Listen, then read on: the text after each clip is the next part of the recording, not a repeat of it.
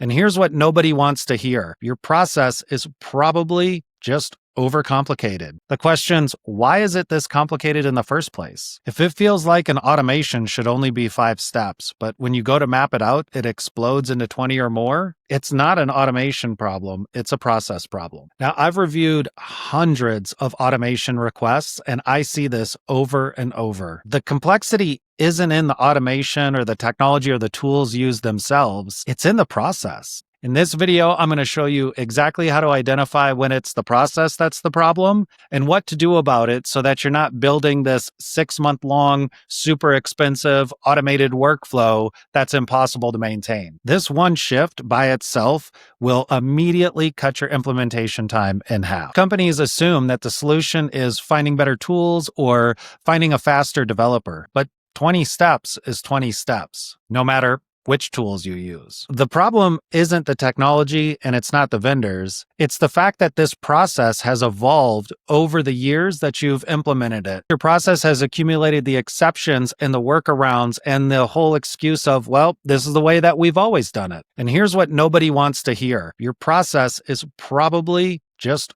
overcomplicated. The question's, why is it this complicated in the first place? So let's jump into a real story on how you can tell when you need to simplify. This realization helped one of my clients save their project from complete failure. Early in my automation career, I took on what seemed like a straightforward delegation project. This business owner wanted to delegate the invoicing aspect, something that she'd been doing herself for years. The thing is, she knew every client intimately. She knew what they purchased, she knew what package they were on, and she knew all the different billing nuances. So I figured, we've got an experienced person, she knows the process in and out. This is going to be super easy. We sat down for what I thought was going to be a 30-minute process mapping session. I said, just walk me through how you do your invoicing.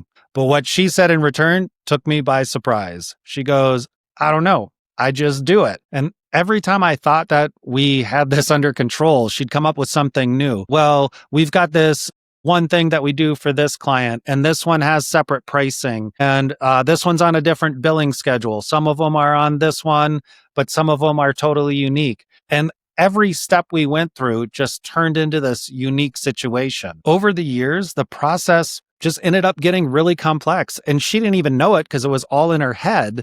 And so to her, it felt like this really simple thing. It just works. But behind the scenes, while she's doing this process, she's just making all these micro decisions that lead to the end result. And when it came time to actually map all this out to try to automate or delegate this, it became near impossible for her to take it step by step and say, this is how I do it. So she had a choice. Does she try to automate this super complicated process, or does she simplify first? It turns out a lot of the decisions that led to this complex process were made very early stages of her business. And as she grew, it just carried through. The real work wasn't building the automation on this project. It was redesigning the process. Once we did that, her business became super scalable. She standardized everything in this process, and it went from 40 steps to 7. The cost of the automation dropped from $30K to $4K. And the implementation time dropped all the way down to just 4 weeks. Most importantly,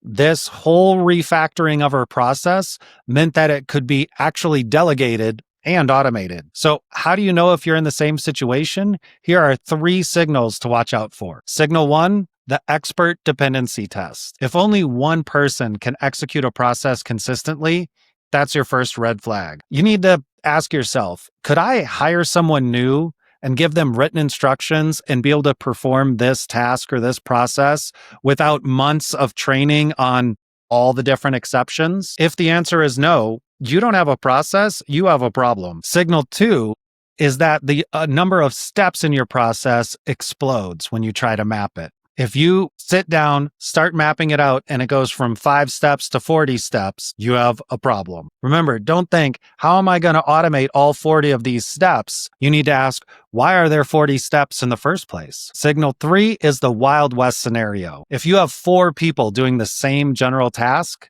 and they do it 4 different ways, that's a problem. Before you automate, you have to pick one standard way to do something. Again, in this scenario, the work of getting those 4 people to do it in a standardized way is the work. That needs to happen before you think about automating anything. So here's an easy simplify then automate framework to follow. Step 1, map what actually happens, not what should happen. Get everyone who touches a process into a room and start whiteboarding. Document every variation, every exception, every piece to this process puzzle. Don't judge it yet. Just get it on the board. Step 2 is start questioning all the complexity. For each decision point, ask, well, what happens if we eliminate this? For each exception, ask, is this still serving our business or is this legacy? For each variation, you need to ask, what value does this add to us or what cost does this create? Step 3 is designing the simplified version of the process. Consolidate the process where you can into as few steps as possible, eliminate legacy exceptions that no longer serve the business, and standardize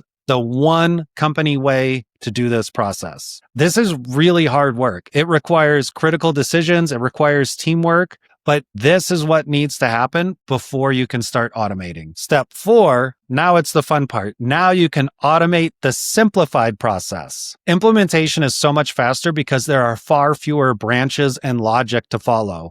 The complexity of the automation gets reduced dramatically when you simplify the process first. The costs are lower because you're not building as complicated of an automation. And maintaining automations like this is far cheaper and far easier, again, because you don't have the complexity. Most importantly, it's easier for humans to actually understand what the hell the automation is doing. So I've put together a complete guide that walks through all of this, everything that I covered in the video. It's completely free. I've linked it in the description. Check it out and let me know what you think. And in the comments, let me know what problems you're running into for building scalable businesses. Remember, in today's world, simplicity is just a huge advantage.